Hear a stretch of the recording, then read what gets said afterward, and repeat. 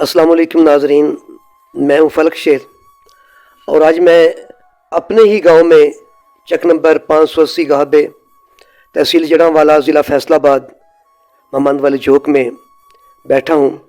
और आज मैंने अपने ही गांव से दो टैलेंटेड नौजवान तलाश किए हैं और आज मैं इनका मुकम्मल आपसे तारुफ करवाऊंगा।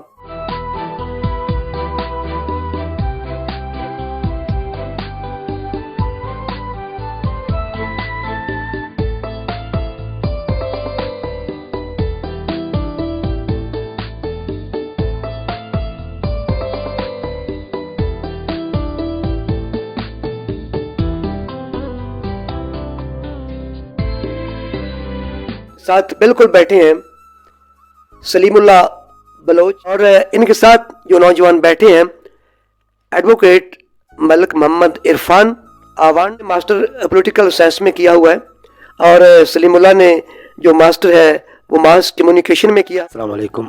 बहुत बहुत शुक्रिया सर, आपने टाइम निकाला और हमें मौका दिया कि हम नाचीज़ को हमारा तारफ़ करवाया और लोगों को बताया कि यहाँ चक नंबर 580 गाबे में जो आपका भाई गांव है, हमारा भी गांव है, इसमें हम लोग मौजूद हैं और बहुत कुछ करना चाहते हैं। मैं इनसे पहले सलीम से ये पूछूंगा कि ये जो आपने अपने फ़न को उजागर किया ये कब का वाक़या है?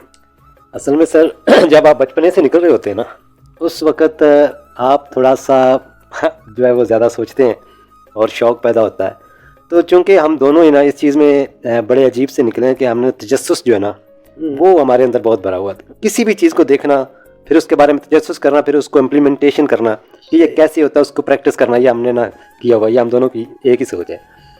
दूसरा ये कि जब इन्होंने शायरी की इसी सॉन्ग पे जो जिसकी आप बात कर रहे हैं, ये प्लानिंग कैसे बनी आपकी? प्लानिंग ऐसे बनी कि हम ड्रामा वगैरह, फिल्में वगैरह देखते थे दोस्तों के साथ मिलकर। तो जब हम देखते थे कि ये कैसे वर्क होता है, कैसे काम होता है, ये शूटिंग कैसे होती है, जो टर्मिनोलॉजीज़ इसमें इस्तेमाल होती हैं शूटिंग में, अदाकारी में, काम में, फिल्म में, ड्रामे में, वो सारी चीज़ें हम प्रैक्टिस करना चाहते थे कि ये कैसा शौक़ एक पैदा हो गया। तो फिर उस शौक़ को परवान चढ़ाने के लिए हमने वो इसका एक ये मीन है सॉन्ग, तो इसको हमने यूज़ किया।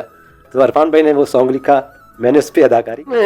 आपने गाना लिखा क्या सोच कर? कि ख़ास सोच देख के या कुछ नहीं, तो बस कुछ फिक्रात आए।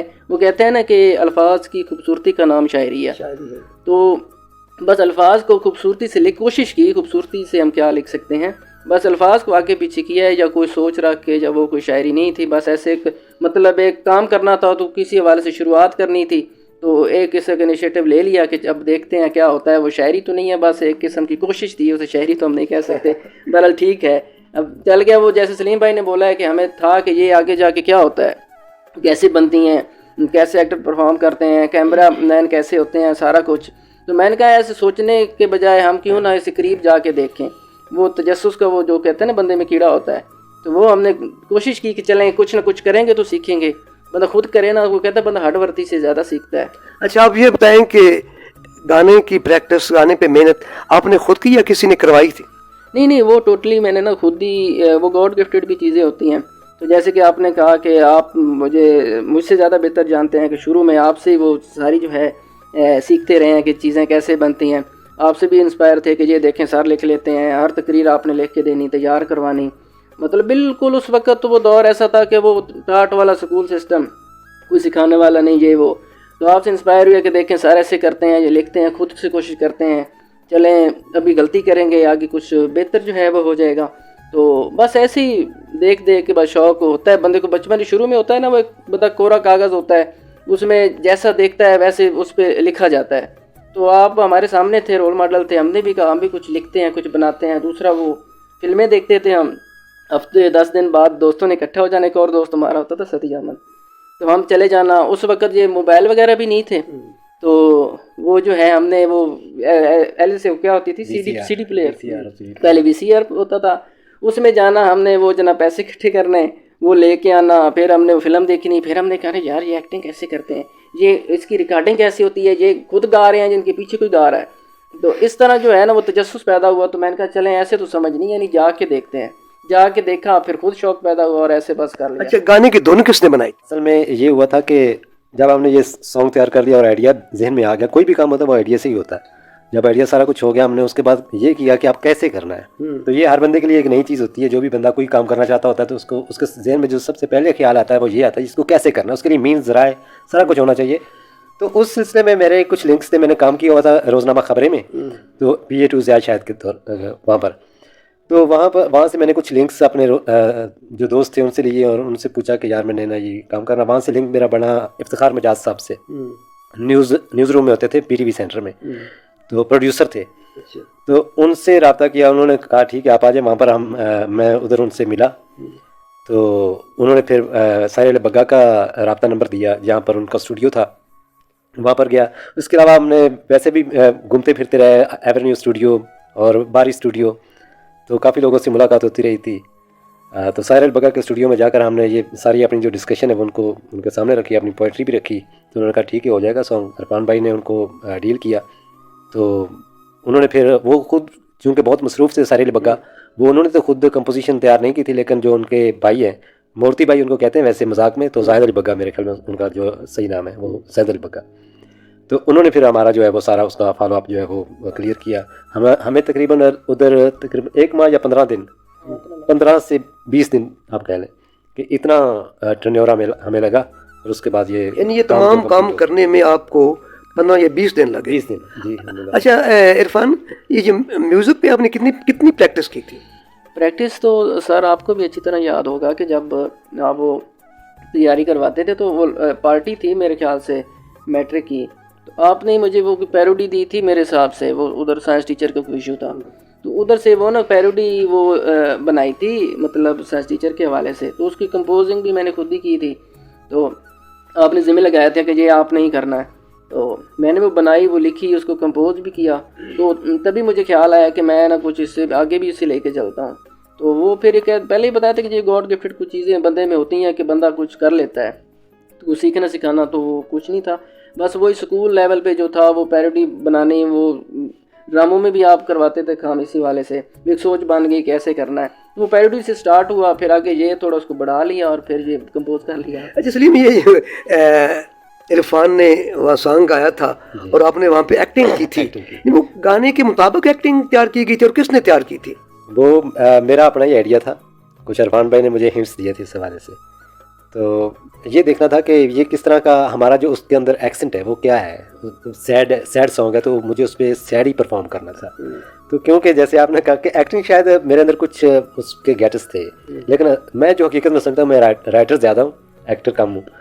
तो लेकिन चूँकि वो हमारा पहला काम था तो इसलिए वो मैंने एक्टिंग की और लोगों ने सराहा भी पसंद। हदायतकार कौन थे? हदायतकार ज़ाहिद अली बग्गा थे। यानी एक्टिंग में भी वो हदायतकार थे? जी। उसके अलावा ना एक और थे, वो एसोसिएट करते थे एक कैमरामैन को जिन्होंने चूड़ियाँ फिल्म बनाई थी। असिस्टेंट कैमरामैन थे। वो हमारे कैमरामैन थे, क्योंकि वो प्रोफेशनल लोग थे, कोई आम लोग तो थे नहीं। उन्हीं दिनों में हमारी जवाद अहमद से बात हुई, मलकू जो है उनसे भी मुलाकात हुई थी। बहुत सारे और भी लोग जो शोबिस से रिलेटेड थे ना, लोग आते रहते थे वहाँ पर, उनका स्टूडियो था। तो इस तरह से हमारा जो है वो काफ़ी अच्छा एक एक्सपीरियंस भी काफ़ी अच्छा रहा। और जो मैंने परफॉर्म की वो आप सब ने देखी है वीडियो पे। परफॉर्म तो हमने सब ने देखी है। उस वक्त नाजरीन सलीम क्लीन शेव थे और ये इरफान ये बिल्कुल यंग था, आप पहचान तो लाजमी सकेंगे। ये कि जब आप एक्टिंग कर रहे थे, आपने जो अपनी ड्रामे उस एक्टिंग में लवर थी उसके लिए आप कुछ गिफ्ट लाए थे, उसने गिफ्ट कबूल करने से इनकार कर दिया, आप अपने घुटनों के बल ज़मीन पर गिर पड़े, वो क्यों गिरे थे? असल में सीन ही कुछ ऐसा था कि गिरना वहाँ पर बनता था सर। वो ऐसा था कि इसका मतलब गिरना बनता था कि आप गिर पड़े थे? नहीं, गिरा तो नहीं था, लेकिन ना वो गिराया गया था। आप जैसे भी सिचुएशन क्या है, उन्होंने ना ये सीन जो था ना, ये मुझे ज़ाहिद भाई ने बताया था। अच्छा। कि आपने इस अगर वो अंगूठी थी छल्ला टाइप, तो उन्होंने कहा था कि आपने इसको उठाना है। तो वो सीन जब हमने किया था ना, तो तकरीबन कोई 5 से 6 बार उसको रिपीट किया था। फिर उसके बाद वो सीन जो है वो कंप्लीट सॉन्ग था या जो कुछ भी था। आप ज़िंदगी में जो भी करना चाहें उसके लिए कॉम्प्लिकेशंस आती हैं, बहुत सारी चीज़ें आती हैं, आपके मज़हब के हवाले से, आपकी सोसाइटी के हवाले से, जिस सोसाइटी में आप रहते होते हैं, आपके घर वालों की तरफ से। तो क्योंकि ये प्रोग्राम जो है हमारा ब्लॉग जो है वो आपकी शागिर्द भी सुने, मेरे दोस्त भी हैं जो सुनेंगे, तो और न्यू कमर्स जितने भी अपनी ज़िंदगी में कुछ करना चाहते हैं उनके लिए सिर्फ ये है कि आप जो है ना, आपने जो ख्वाब देखा है, आपने जो सोचा हुआ है, जो आइडिया है आपके जहन में ज़िंदगी में कुछ करने का, कुछ बढ़ने का, तो उसके लिए उन चीज़ों को भूल जाएं कि लोग क्या कहेंगे। क्योंकि जब लोगों की तरफ हम देखेंगे, हम अपने गोल की तरफ नहीं जा सकेंगे, हम अपने गोल को अचीव नहीं कर पाएंगे। आप अपनी ज़िंदगी में एक और चीज़ ऐड करें, आप जिस सतह पे रहते हैं, इसके लिए ज़रूरी नहीं है कि आपका कोई ख्वाब हो, उसके लिए आपके पास पैसा होना या वसाइल होना ज़रूरी है। आप जिस सिचुएशन में रह रहे हैं ना, आप अपने ख्वाबों को ज़िंदा रखें, उनके साथ जुड़े रहें। एक मतलब है कि ख्वाब देखना चाहिए ताबीर के साथ, और कम्प्लेक्स में ना जाए। मतलब महरूमी का शिकार ना हो, मायूसी का शिकार ना हो। जिंदगी का कोई पता नहीं, लेकिन जिंदगी के आखिरी सांस तक आपको ऑप्टिमिस्टिक होकर रहना। यानी जिंदगी इसी का नाम है कि इंसान को मायूस नहीं होना चाहिए और इंसान को तगो करनी चाहिए। जो खुद को महसूस करता हूँ ना, मैं एक राइटर हूँ, टूटा फूटा सा जैसा भी हूँ, मतलब आइडियाज़ क्रिएट करता रहता हूँ। जो आइडियाज़ मैंने अपनी डायरी पे लिखे हुए हैं, उनको किसी भी फॉर्मेट में जो है ना वो डाला जा सकता है। आप अफसाना लिख सकते हैं, उस पर ड्रामा कर सकते हैं, फिल्म कर सकते हैं, शॉर्ट फिल्म कर सकते हैं। तो नज़में भी कुछ छोटी मोटी सी जो आज़ाद नज़में मैं लिखता हूँ, ज़्यादा पाबंद नज़मों में मैं जाता नहीं, काफ़ी रदीफ़ का वो थोड़ा सा डिफ़िकल्ट हो जाता है। तो मैंने एक नज़म लिखी है, उसमें काफ़ी रदीफ़ की कुछ पाबंदियों को साथ में रखा है कि ए काश कि हम कुछ कर जाए, इस देश का दामन भर जाए, ये देश इकबाल का सपना है, इसे कायम हमने रखना है, आओ दायम इसको कर जाए, ये सपना पूरा कर जाए, ए काश कि हम कुछ कर जाए, इस देश का दामन भर जाए। माना कि रात अंधेरी है, माना कि रात अंधेरी है, दुनिया में हेरा फेरी है, बेईमानी सब ने करनी है, पर की जिसने उसने भरनी है, जिसने उसने भरनी है, ईमा पे क्यों ना मर जाए, ऐ काश चलो देश की खातिर कर जाए, ऐ काश कि हम कुछ कर जाए, इस देश का दामन भर जाए।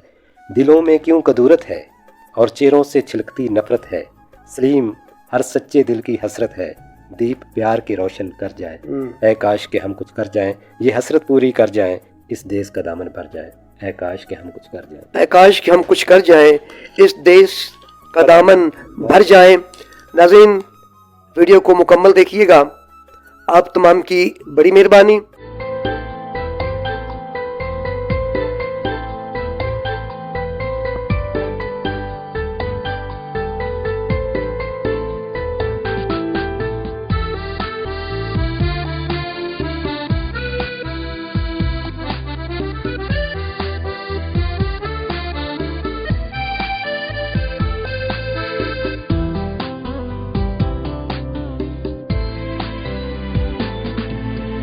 मैं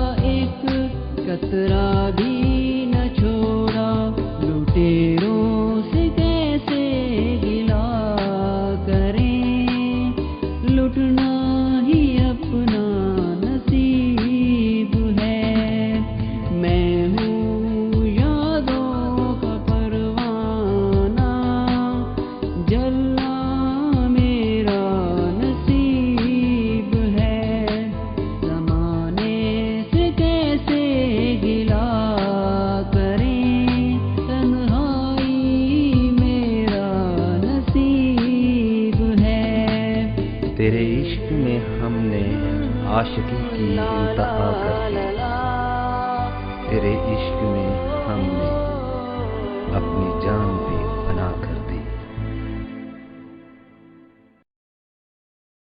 अगली वीडियो तक मैं फलक शेर आपसे इजाज़त चाहता हूँ। आप सबका अल्लाह निगहबान। खुदा हाफिज़।